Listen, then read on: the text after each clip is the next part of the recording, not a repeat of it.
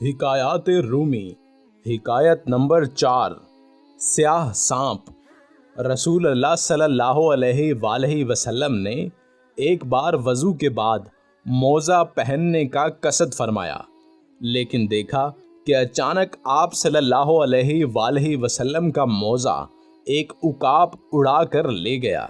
आप सल्लल्लाहु अलैहि वसल्लम ये माजरा देखकर हैरान हुए। थोड़े ही वक्फे के बाद आप सल्लल्लाहु अलैहि वसल्लम ने देखा कि उकाब ने मोज़े का मुंह ज़मीन की तरफ किया, जिससे एक स्याह सांप गिरा। इस अमल के बाद उकाब ने मोज़ा रसूल अल्लाह सल्लल्लाहु अलैहि वसल्लम की खिदमत में पेश करके अर्ज़ फरमाया, या रसूल अल्लाह सल्लल्लाहु अलैहि वसल्लम, मैंने इसी ज़रूरत से गुस्ताखी की थी कि इसके अंदर सांप घुसा हुआ था।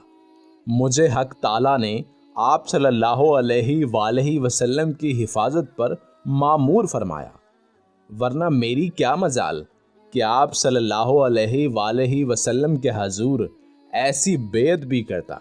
रसूल अल्लाह सल्लल्लाहु अलैहि वसल्लम ने अल्लाह अज़्ज़ व जल का शुक्रिया अदा किया और फरमाया, मैंने जिस हादसा को बाइसे सदमा समझा वो दरअसल वफ़ा और बाइसे रहमत था।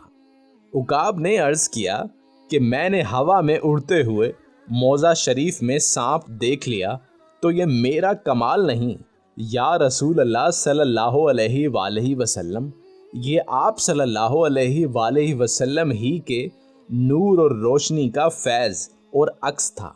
आप सल्लल्लाहु अलैहि वसल्लम सराज मुनीर हैं। अगर किसी दिल के अंधे को नज़र नहीं आता तो ये इसका अपना कसूर है, क्योंकि तारीकी का अक्स तारीक ही होता है। दरसे हयात आई हुई मुसीबत किसी बड़ी मुसीबत से बचाने का जरिया होती है, इसलिए हालात को सुपुर्दे अल्लाह रखना चाहिए।